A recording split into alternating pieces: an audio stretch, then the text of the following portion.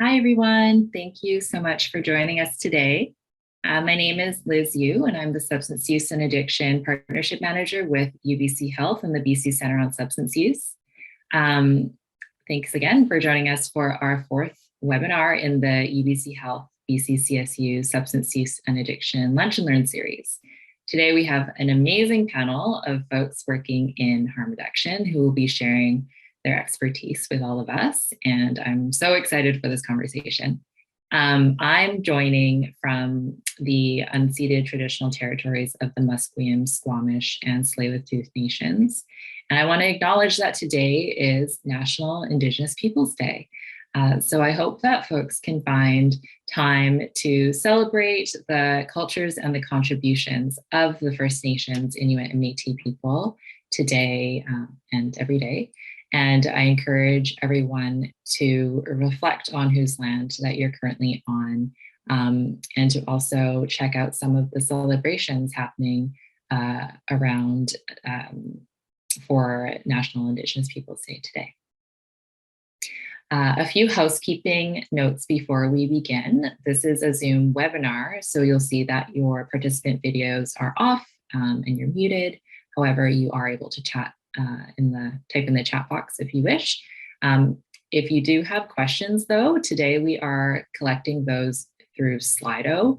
So slido.com, and you can enter the code HR panel to ask questions there, or you can upvote existing questions and we'll get to those at the end of the discussion today. Also, when you close out of the webinar, you should be redirected to a quick survey in your web browser. Your feedback is so important to us, and I thank you in advance for completing the survey and helping us continue to improve this series for you all. So I'm pleased to welcome today's panel moderator, Emma Garrett. She's a nurse by training with many, many years of experience working in harm reduction. She's also the co-director of the BCCSU Addiction Nursing Fellowship and an adjunct professor at the UBC School of Nursing. Thanks, Emma. Thanks so much for that introduction, Liz. I'm also joining from the traditional and unceded lands of the Squamish, Musqueam, and Tsleil-Waututh people. I'm really honored to be moderating this wonderful panel, and I just want to thank you all for joining us today to consider this really important and impactful topic. So I'll introduce each panelist, and they're going to say a few words about themselves. So we'll start with Jenny Mcdougall. Hi, everybody. I'm Jenny Mcdougall, and I'd first like to respectfully acknowledge that I live, work, rest, and play on the unceded, traditional, ancestral territories of Lataco-Dene and what's colonially known as Cornell, BC. I'm a person with decades of lived experience in entrenched substance use and homelessness, and I have been on OAT now for about 9 years, and I have been working in harm reduction as an advocate, activist, and peer support worker for several years now. And I sit at many different tables. I'm part of CSUN, PEEP, PAN, many other tables, and I'm just glad to be here today to join you all. Thank you for having me. Thanks so much for joining us, Jenny. Lauren Erth. Hello, yes, I'm Lauren Erth, and I'm a registered nurse specialized in mental health and substance use, and I am coming to you today from the unceded traditional Okanagan Syilx territory here. So this is where I work, live, and play. And on this unceded territory is where I work as a campus health strategist at UBC's Okanagan campus. I'm also a doctoral student in nursing there. And as part of my role with campus health, I oversee the harm reduction team. So through the harm reduction team, we provide drug checking services throughout the Okanagan. So I've worked in different harm reduction and mental health substance use advocacy kind of roles for a number of years now. And yeah, really excited to chat with some folks today. I'll pop my email and our website in the chat as well in case people want to contact us. Thanks, Lauren. Next, I'll introduce Wendy Stevens. Hi, everyone. My name is Wendy Stevens. I would like to very gratefully acknowledge that I'm at home today in Anmore, which is on the occupied, stolen, unceded lands of the Coast Salish people, including the Coquitlam, Tsleil-Waututh, Squamish, Dolo, Quaiquat, and Musqueam lands and people. I'm also a person with lived experience around substance use and sex trade work and HIV. Like Jenny, I am also on an OAT, and for me, that is methadone. And in case anyone doesn't know, OAT is opioid antagonist therapy or treatment. I'm part settler and part Indigenous. My people on the Indigenous side come from the Blackfoot Nation of Alberta. And yeah, I'm very much an Ask Me Anything person, and really hope that we get a lot of really good questions today, and it's a good panel to ask some questions too. And yeah, thanks for coming. Thanks so much, Wendy. And yeah, Wendy emphasized how open we are to your questions, and so please do consider them as they come along, and really ask anything that comes to mind. And next, it looks like Amanda has been able to join us by phone. So I'll introduce Amanda Taglio, and she can say a few words in introduction for herself as well. My name is Kwakwilake, which means light bringer. It's from the Housekeeping Nation, and I also have the name Sinoch Ligai, which means bringer of the day from the Newhalk Nation. I just want to say happy Indigenous Peoples Day as well, and I'm currently on the unceded territories of the Squamish, Tsleil-Waututh, and Musqueam people. I also just started work with Lookout Society as a support worker. I'm doing training with PLDI as a trainer, and I've worked for YouthCo for many years, and I do a lot of work with health authorities around harm reduction and being more safe and destigmatizing towards Indigenous people. Thank you. Thanks, Amanda. And so glad you can join us, and wish we could see you, but we can hear you perfectly clearly. So yeah, so we're going to move into our question period. So I'll have a number of questions that I'll pose to the panel. Again, if audience members have questions as they come up, you can feel free to type them into Slido, and then I'll be checking that out sort of as we get through these questions here. But maybe I'll start with Wendy. And our first question is, what does harm reduction mean to you? What does it look like? It's a really good question, and it's really hard to sort of choose what to start with. Harm reduction it's a principle, but it's also a practice. And where harm reduction kind of starts with working with patients or clients is a good place to start is language, using people first language. Instead of a drug user or a drug addict, a person who uses substances, a person who uses drugs. It's really important to acknowledge the person first, not their condition or not their illness or whatever it is. So harm reduction is giving people the tools they need to be able to do whatever it is that they're doing with the least amount of harm. And that includes seatbelts in cars. And it's surprising that people haven't heard that before. And because we've used it for so long, is, if you put your seatbelt on when you get into your car, you're practicing harm reduction. It might not be with substances, but still you're reducing possible harms. So, and it's also about respect, about giving people the autonomy to be able to do what they need to do or do what they want to do in their life, but respecting that, and then giving the tools to be able to do it. Thanks. Thanks, Wendy. I had written those exact things down. So both a principle or philosophy and a practice. And yeah, when we zoom out, we sort of away from substance use, we really, recognize that human life has inherent risk, and we all do things every single day to reduce that risk. And then, yeah, so it's really something that the principle is really embedded in our day-to-day lives. So thanks for those thoughts. Lauren, what would you like to add to that? Yeah, I think that was an awesome explanation from Wendy. So I guess to build off of that, from the role that I'm in, I think I've really tried to look at harm reduction as more of a community-based approach, and thinking about how does harm exist within our communities, within our relationships, within the way that like how do we hold ourselves in those spaces, and how might we be enacting harm or preventing harm in every single one of those interactions? Because I think, when we think about truth and reconciliation, colonialization is harm. And I think that we need to consider that in every aspect of our work, and considering what long-lasting impacts does colonialization have that is causing harm that we can take action on. And I know today is specific to substance use, but I think I tend to get very abstract and big picture because it's really hard to separate it out when we like to look at harm reduction as it's part of a bigger system, right? Like one individual's decisions about substance use is related to their entire life history and the community that they live within and the policies that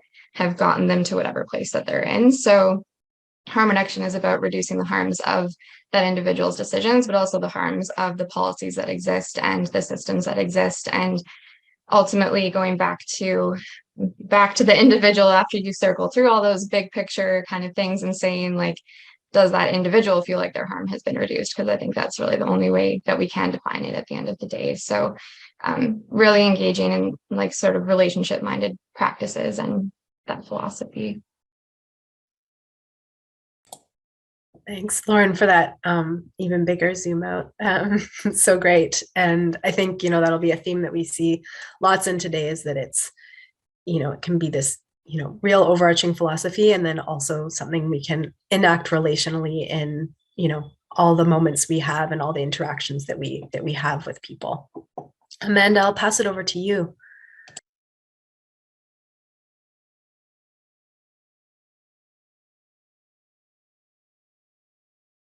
So for me, harm reduction is love and care, because I feel like, and I've noticed within my own peer circles and seeing other people in the work that I do, is that usually the people that get in this field are those who have either been there before or know someone there before, or they just really care about the community. And I also think harm reduction isn't a cookie cutter, like one size fits all. On one spectrum, you can have someone who believes in complete abstinence, and then on the other side, you could have people that need safer supply. So I think it's important to understand that when you're working with individuals, that you're working with them. You're not working with 500 other people that you've worked with before, and you have to really listen to what they need and not push your own opinions and biases onto them, because they'll know better than you do. Thanks, Amanda. And I think that really also links back to that concept of people being experts in their own lives and their own health. And so thank you for bringing that up, and that also that love and care and that relational aspect. Jenny, what would you like to add to this question?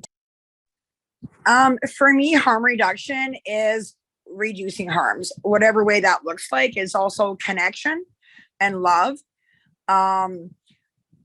Harm reduction includes everything from putting on a seatbelt all the way through to giving people safe drugs, all the way through to abstinence-based treatment, if that's what they want. I feel like harm reduction is client-centered care. I feel it is supporting the person in whatever way they want to be supported in. And also, I feel harm reduction is also educating doctors from our perspective, and other service providers, healthcare professionals, police, biologists, like anybody that's willing. I want to learn from them, and it's about us teaching and learning from each other. I believe that's a huge part of it. We have to be open-minded, respect each other's experiences.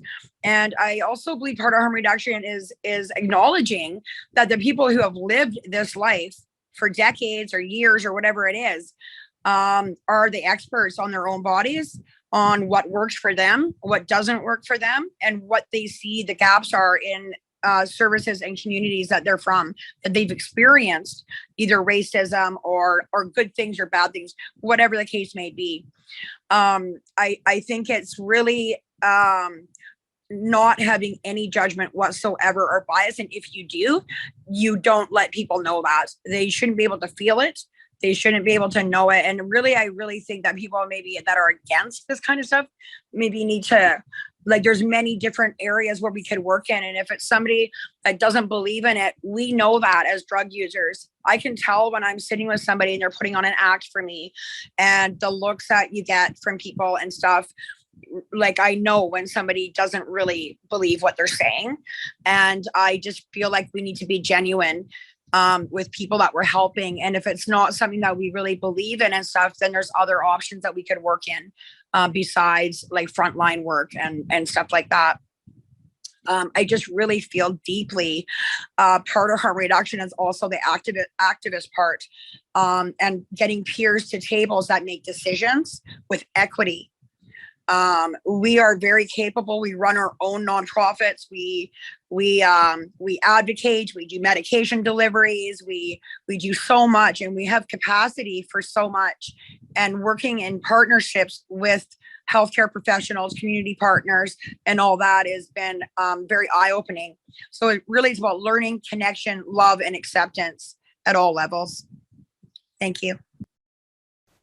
Thank you, Jenny. Amazing summary. And I really like how you wove in the concept too of healthcare provider education, because you touched on, a lot of the stigma that people who use substances can experience when accessing healthcare services, and that, there's this great opportunity to reduce that harm through education, like this webinar we're doing today. So again, really glad we're able to join for this. And I'm going to follow up with you. I parked a question for what else we can work in when people maybe haven't yet got to that place where they believe in those principles or philosophies yet. So, what can we do in those spaces?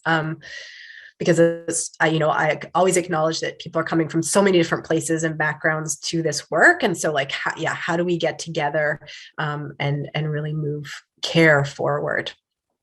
Thank you so much all for your thoughts on that question.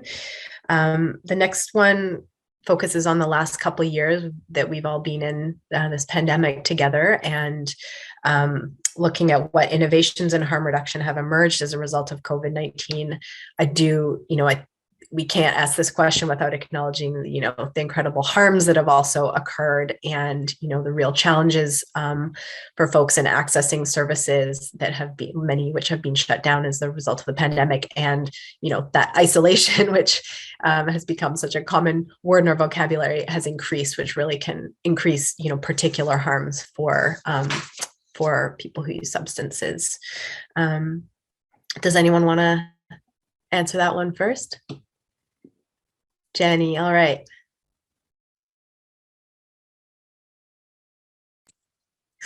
So in our community, the one good thing that did come out of this pandemic is I was able to, as a peer, start doing medication deliveries. And at first it was just our COVID isolation rooms, and now it's our shelter, our supportive housing building, people in homes and on the streets.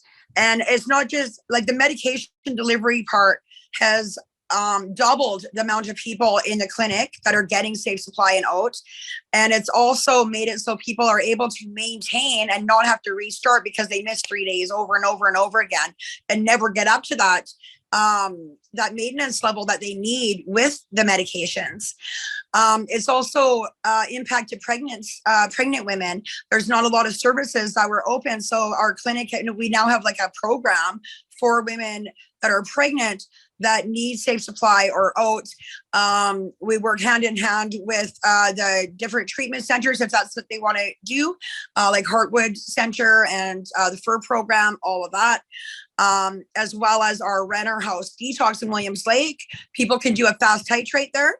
And it's like a 2-week time. They'll help you get into treatment and stuff if that's what you want, or get stabilized on safe supply and oat, which you can use in that as well. So all of that was done through COVID.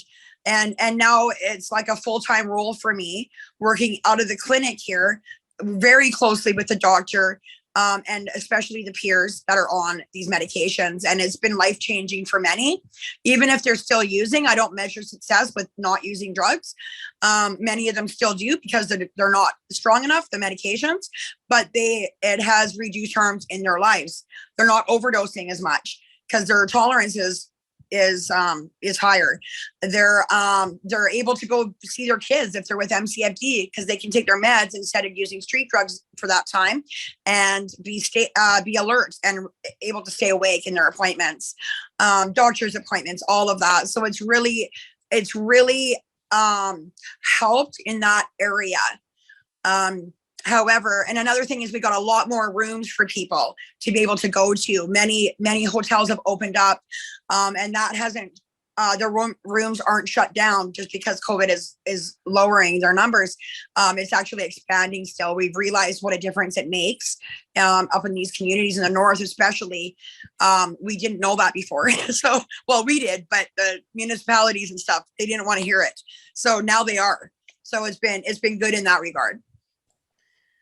Thanks. It's so interesting how the pandemic has really mobilized a lot of resources and in some ways access. And for folks joining in, when Jenny's talking about medication deliveries and opiate agonist treatment, the common sort of pattern for many people would be to have to go to the pharmacy every single day to pick up something like methadone, which is, something that people need every day. And, as you can imagine, there's lots and lots of barriers with that, especially if you don't live right near a pharmacy. It's a lot of time and it can be a lot of work to get into a pharmacy every single day. So being able to have medications brought to people can really increase that access, because as you mentioned, if someone misses for a few days, they get stopped, their dose gets decreased, and it really doesn't help people get stable or get to places like she mentioned whereas that wellness is occurring. So thanks for those thoughts. Wendy, do you want to add anything from your role,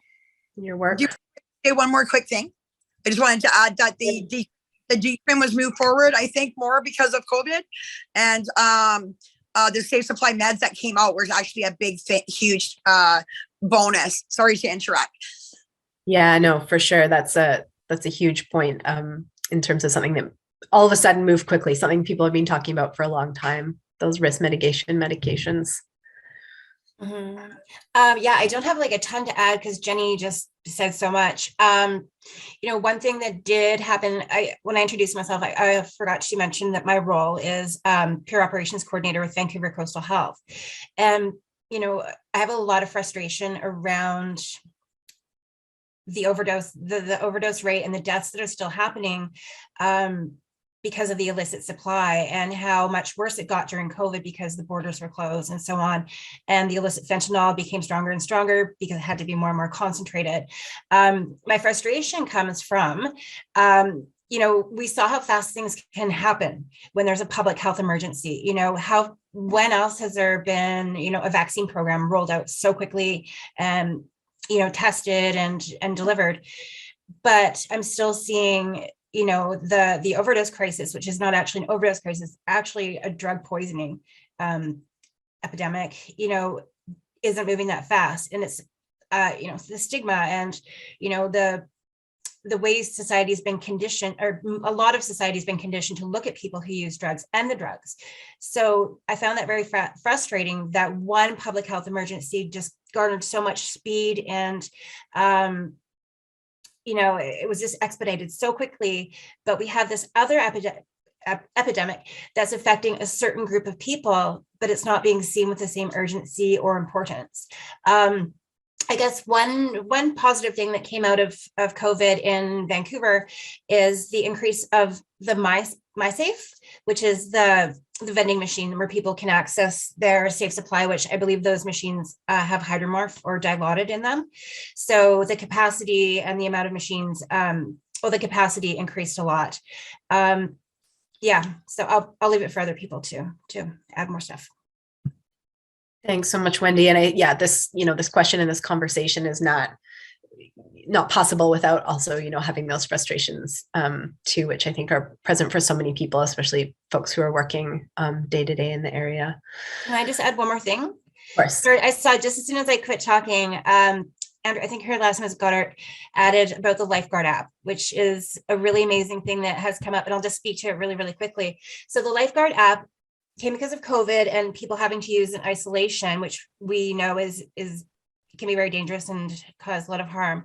The Lifeguard app is an app people can put on their phone if they're going to use by themselves and set a timer for when they're about to inject. And if they are not able to shut off the timer by the time, I think a minute or two or so have lapsed. And I think a few other things happen, but emergency health services will be deployed to the location of the cell phone. It's not completely 100% perfect because you have to have a phone or device and Wi-Fi, but I can't remember the stat and I just heard it the other day, but the Lifeguard app because of the Lifeguard app, well over 100 overdoses have been reversed. So that's one really amazing. And thank you, Andrea, for putting that in the chat. Yeah, that's a really important innovation that's happened. And you know, COVID aside, there are many people before the pandemic who were using alone, right, for a variety of reasons. And so really helps support people there. Amanda, do you want to add anything to this conversation?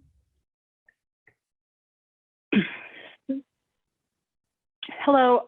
So while I was working as an outreach worker, this is the only thing that I've really noticed that kind of progressed was the distribution of bubble pipes and with the harm reduction supplies that you can hand out, because before the pandemic, that wasn't something that you could get. You would have to go buy it yourself or make one yourself. And also when we're handing out supplies, we were handing out more than one tube for the straight pipes, which I thought was really cool because before, when I was homeless, that was something that was never really being handed out often. Like they were very kind of stingy with the tubes. And then also, yeah, the bubble pipes weren't ever being handed out. That's the only thing I could honestly think about that was a positive thing of the pandemic for working in harm reduction. But it's an important one for sure that you know, recognizing that at a point of contact with someone, that it's important to give them as many supplies as they might need for a longer period of time, right, than may have occurred in the past. Lauren, do you want to add anything from your work? Yeah, I think from a harm reduction perspective at UBCO, like there was harm reduction going on prior to the pandemic, but one of the biggest sort of program things that we launched happened mid-pandemic in December 2020. So it was a really interesting time to launch something new, which is when we started drug checking in the Okanagan with Interior Health and the support of BCCSU and a lot of local community partners and people with lived and living experience. It took a ton of people to get it going, but launching in the middle of the pandemic was really interesting. And for folks who don't know, just a quick explanation, drug checking is basically where someone can bring their drugs in and we have a machine called an FTIR. We can let people know sort of the top few ingredients in that. So people are more informed about what they're choosing to use instead of having to always roll the dice and, you know, sometimes increasing the risk of harm, right? So with the drug checking program, it allowed us to kind of test out different things. And we operate from a model now where people are able to drop off samples for drug checking sort of throughout the week with various community partners. It doesn't have to be when we're doing like what we call live drug checking. So it really opened the door, I think, for people to be able to access services more anonymously or, you know, in hours that work for them versus like one specific set of hours every week. So I think that was really great. And I would say another thing for us as well is it really pushed us off of campus and into the community, and not like we exist in both places. But I think that traditionally, you know, in a role on campus, you're doing your work on campus, everything happens on campus. That's just where it all happens. Because no one was really on campus in like during the pandemic, we really had to think more creatively about how we were approaching it and how we were engaging our community, and the fact that people who are part of UBCO are everywhere, and how are we partnering with the community in all those equitable, important, like truth and reconciliation kind of ways, right? So it really helped us build some strong community partnerships, and it resulted in a really, really cool model, I think, for what we do. So definitely the positives that came out of it, alongside echoing the frustrations of all the things that have been said as well. Thanks, Lauren. Yeah, and I think, yeah, I mean, this question is a tough one because of all those frustrations and the sort of tragedies that have occurred as well. So can't really ask it without recognizing that too. Both Wendy and Jenny mentioned safe supply and sort of that moving forward. So that is a way bigger topic that we could spend an hour on. And I'm sure many people have heard the term. So just looking for alternatives to the toxic drug supply that exists right now. And so the pandemic did bring forth sort of this concept of risk mitigation. So medications that prescribers can provide to patients as alternatives to substances of unknown concentrations, so things like hydromorphone, etc. So those vending machines provide that. And maybe Liz can pop the BCCSU risk mitigation guidelines into the chat. They're outdated at this point. There's lots of work. There's lots of things that need to move forward on this, but it certainly, the pandemic shifted things forward more quickly in that regard, something that had been discussed for a long, long time. So this next question really, thinking about distilling some of the real important gems from your clinical work or your experiences for our audience members around what suggestions do you have on how to apply harm reduction principles in teaching or clinical practice? So thinking about people who are educating healthcare students or in practice themselves. Does anyone want to start with this one? All right, Jenny, go ahead. I think that is great if you can bring some people in that have lived experience to speak. I know I talk to nursing students here every year at the college here, and schools. I go to schools and speak, and it's not, we don't sugarcoat. We speak the truth, our own experiences, what we went through. The harms, as well as why I started using to begin with. And like I even talk about how I felt before that and what led up to it. And so many students and nurses even are like, oh my God, I felt like that too in school, or, so I think that especially when you're speaking about entrenched populations and high risk, I think it's really valuable to bring in people that can speak from actual experience. Why we do certain things, how to use these supplies even and stuff. Like we do harm reduction 101. We show people each supply and what it's used for and why we use those things, everything from, psychosis to HIV contraction, all of it. There's so many different speakers you could bring in that have the lived experience. And I just feel like that's a really good way to go. I feel it's also very important to teach respectful language. You could do, like for instance, our shelter, we'll host events there and at our space, our drug user space too, and invite community education. You could put on events even, and bring in peers, pay peers to do that as well, of course, through best practice guidelines. Just really know that our knowledge is very valuable, and it is sometimes emotional for us to go through those events in our lives to teach others and, just to educate. And we want to share. We want to help with both prevention as well, like with youth, as well as supporting them in other ways if that's not a go. There's so much we could do as far as naloxone training, all of that. And plus we can learn off the person that's bringing us in as well. We could do the training together, and then we all learn from each other, so I just think that's a really great way to go about it. I could not agree more, Jenny. Thank you. Does anyone want to follow that? Wendy? I can follow. Okay. So yeah, everything. The first thing that came to my mind when Emma asked the question was also bringing in people with lived experience. I do a lot of education, and for example, if it's me and a clinician, a nurse, or it's usually a nurse because nurses basically rule the world. But if it's me and a nurse, bringing in the clinical part, but also having the lived experience to talk about, anecdotally, or, for example, you can know what's going on in the body to make withdrawal happen, but I can actually explain to people from lived experience what withdrawal feels like.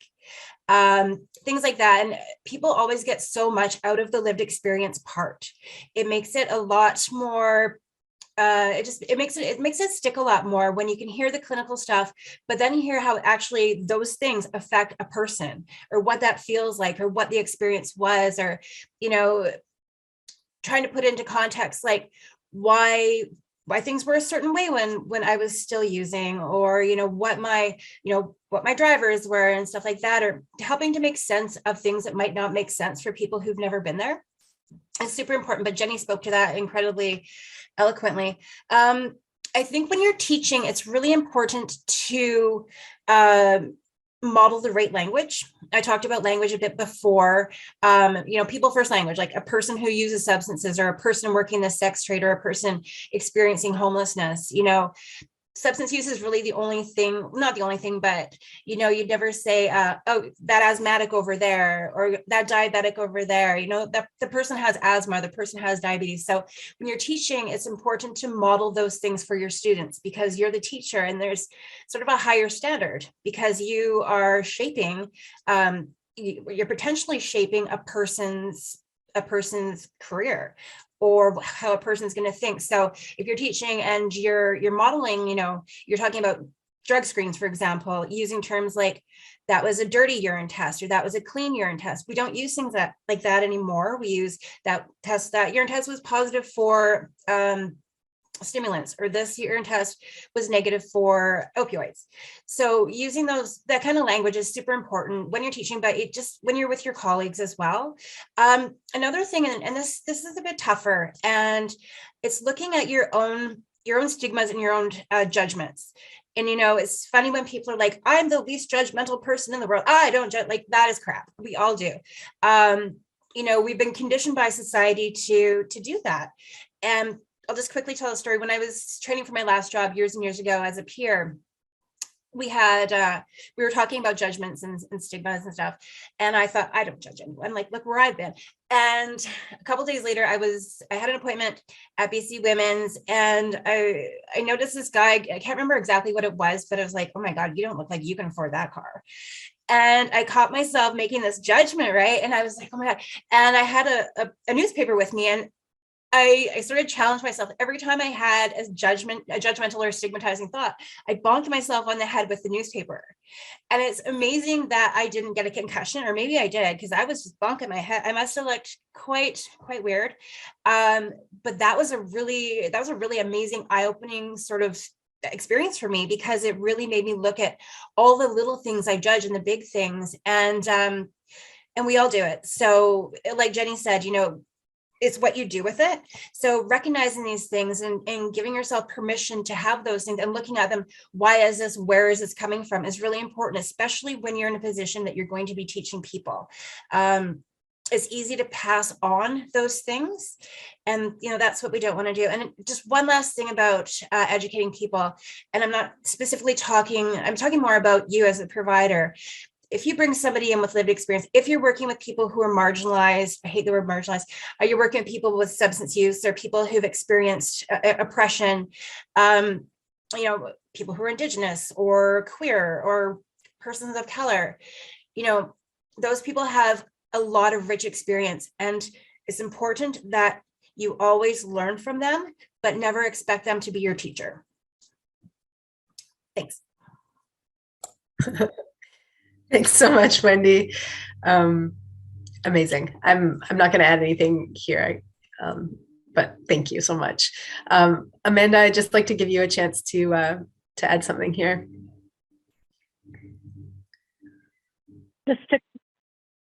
Just to clarify, this is suggestions for harm reduction in their practice, right? Yeah, and teaching and clinical practice. Yeah.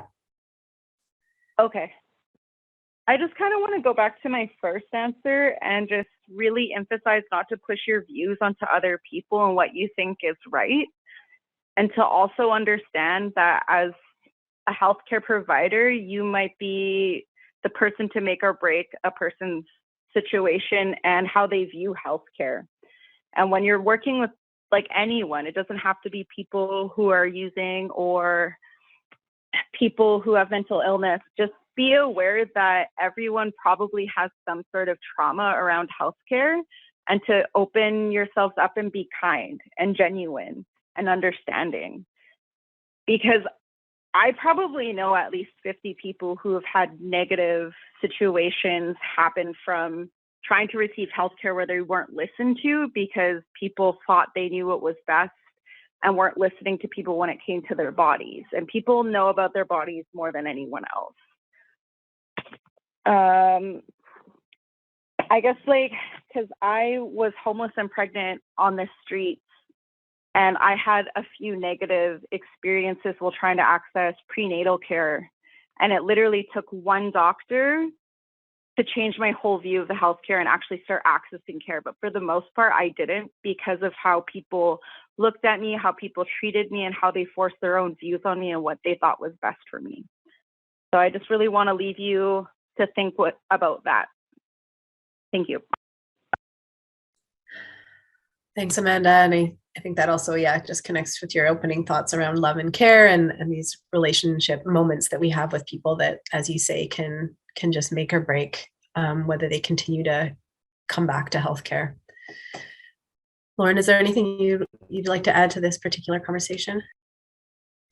Yeah, I think, I mean, Wendy and Jenny and Amanda are the experts on this, and I would encourage any practitioner who's listening to really take in everything that's being said from their perspectives, because I think that's the biggest thing I would emphasize from that, like that role, I guess, is yeah, a textbook can only tell you so much, right? So actually building relationships with people too, not just like picking someone and being like, you are going to be our designated peer today. Like it's so much more than that, right? So I get kind of like Amanda, going back to how I view harm reduction. It's a community, it's relationship building. It's really like, this is a day-to-day practice. And I think for anyone who's new to thinking about these things in their practice, really looking at either your course content or your program outcomes or whatever, and considering like, how do the principles of harm reduction apply there? What might be missing? And thinking about how you can start to plug those things in through the resources that are already available, because there are quite a few.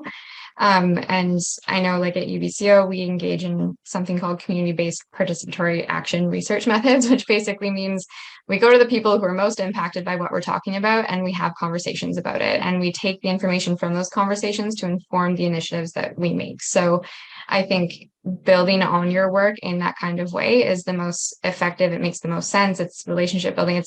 It's doing what's actually going to be impactful for the people who are impacted by what you're trying to do, right? So I think that that's a big one.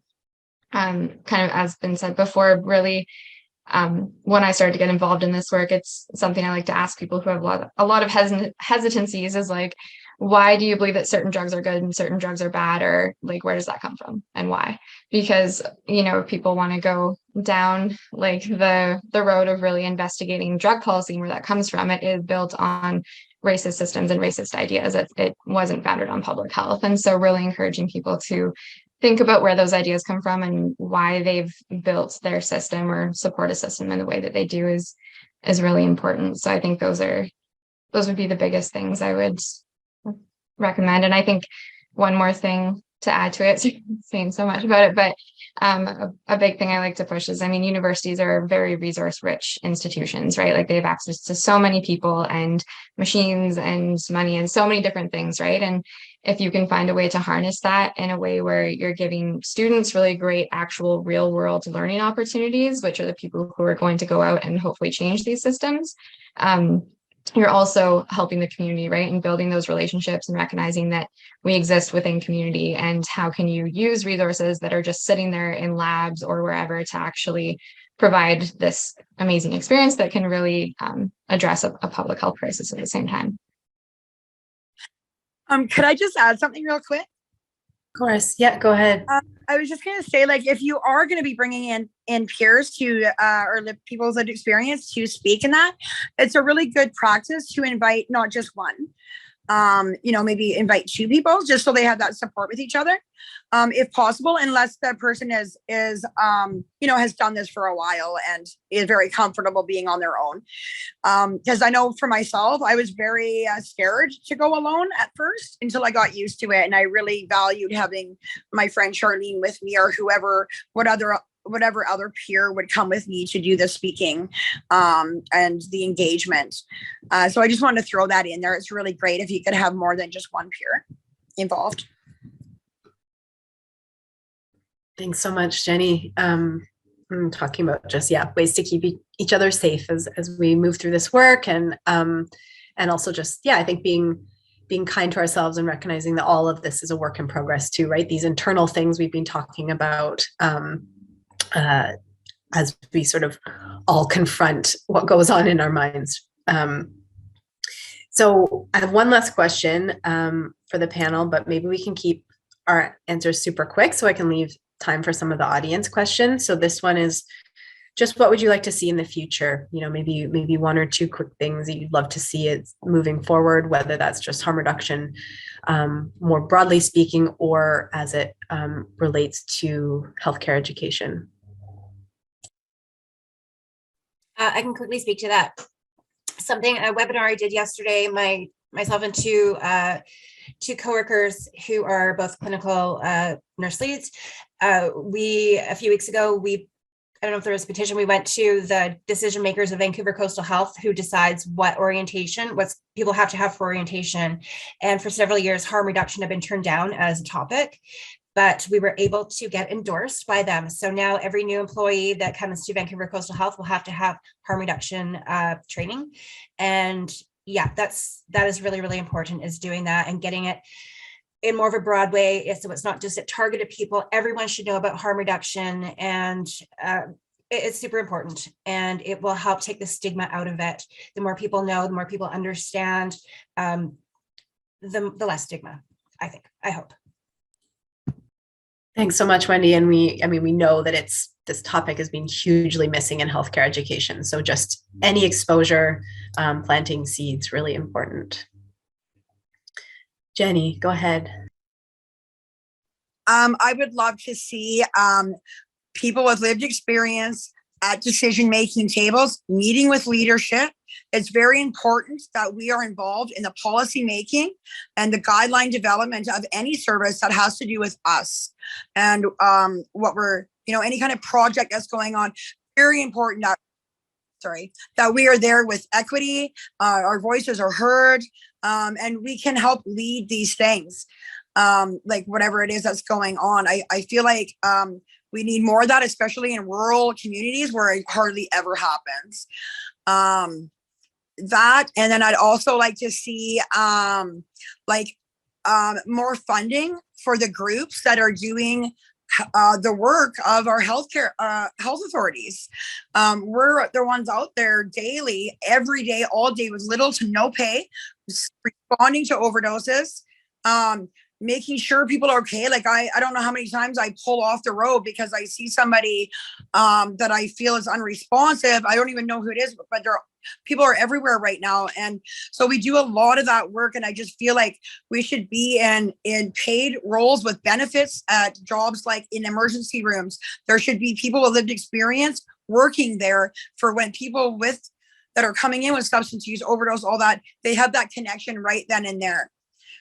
With somebody who lived experience. Like we have Indigenous liaisons, social workers. We should have people lived experience liaison as well, for people. And that could go anywhere from safe supply to treatment, right? I just feel like more peer involvement at all levels, especially meeting with leadership and policy and guideline development. I'd also like to see actual safe supply, like fentanyl, both patches, powder, diacetylmorphine, medical grade meth. We need safe drugs and safe medications that are regulated to be accessible all over BC, not just in the major cities. And we need doctors willing to prescribe these things. That's the only thing that's going to start saving lives, is having safe access to other things, other options. Thanks so much, Jenny. Some amazing and important points there. And as we're having our final thoughts here, I just want to remind audience members, if you have any questions, to type them into Slido there.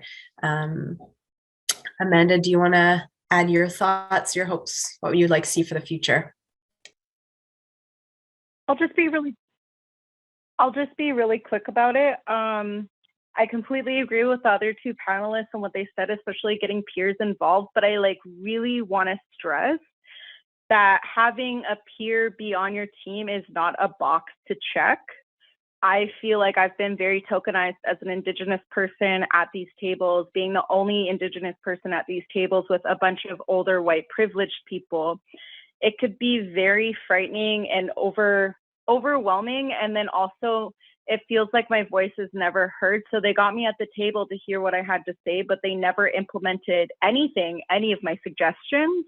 So I just want people to be mindful of that if you are inviting people to these tables, actually value what they're saying, because that's really important. And I would like to see that more, having more than one person, having people from all different walks of life, from all different ethnicities and different ages at the table, because one person can't speak for an entire community. And that's all I got to say about that. Thank you. Thanks so much, Amanda. And yeah, again, just going back to how we keep each other safe, especially as we're, trying to draw on this expertise, it's really important. Lauren, any thoughts on the future? Yeah, I think, again, just echoing everything that's been said, absolutely is so important. And I guess speaking to the clinician perspective and the academic perspective is, I think the most important thing for the future is to think outside of the boxes and the silos that we work within, because that's where, we don't want to just be checking off boxes. Like Amanda was saying, it's about, a cross-organizational partnerships, basically. And I think that the longer that we continue to exist and function in silos and in separate areas and saying like, well, I work with Indigenous programs and services at my campus, or with the Aboriginal patient navigator at the hospital, like that's perpetuating the harms of colonialization, because that's continuing to split communities apart and continuing to not work together, right? So we really need to start thinking bigger picture about what is our community, and especially from that university or any settler perspective. It's like, if you brought an organization here and if you set up an organization on unceded territory, you are now part of that whole system. And how are you contributing to it, and what are you doing to foster truth and reconciliation in those ways? So I think that, just that across community partnerships, building that relationship, I think that's the biggest thing to me. Thanks so much, Lauren, for bringing that piece back in as well. And for, any educators who are listening in, I think, these are all really important points about building community, what connections already exist that you can strengthen, thinking about ways that you can, bridge gaps and bring in some of this content into your work in a way that's safe for the people who you're maybe asking or inviting into these spaces as well. In my work and my practice, it's been game-changing to work with people with lived experience, so much learning, and I think it also, if you're in a clinical setting, can demonstrate to when patients see those relationships, they can, maybe feel a little bit safer there themselves, sort of seeing that that there are connections between their care providers and peers, and I think, just can it really help break down power structures and barriers too. We just have a couple minutes here for questions. So I see one question in the Slido chat. What is an example of a systemic solution to promote harm reduction in healthcare? I think we've touched a little bit on, actually maybe more than a little bit on that one. So some of those bigger pieces, but does anyone want to add anything to that question? Can I just say, I just wanted to really quick, it kind of has something to do with this, but also all of what we're talking about. When I was brought into this work, before I started doing it, I did nothing. I was scared. I didn't think I had value. I didn't think I was smart enough. I didn't think I would ever accomplish, even having a car and a driver's license. I just didn't think I had it in me. When I started getting asked by healthcare professionals, doctors, nurses, my fellow peers, and my ideas were, people liked my ideas, and actually my knowledge was valued. I didn't even know I had knowledge that would be valued. Sorry. And when I got involved in this work and I realized, I was so empowered. And now I have my driver's license, I have my car, I'm meeting with doctors and I don't feel like I'm not good enough. I feel like I'm equal when I'm in those rooms. And you know what I mean? I feel like I am smart. It has changed my whole life. This is the first time I've ever held on to a job ever. It's the first time I've had a savings account in my life. It's the first time I felt like a part of society and a part of my community. And I'm telling you, like, it's changed my life. I'll never go back to feeling like I used to. It's so important for us to be brought in like this. And I'm friends with nurses now, and I just didn't think I would be able to be friends with like a normal person, you know, and we're no different. And I'm realizing that now, and I didn't know that. It's not us versus them. It's us together. So important.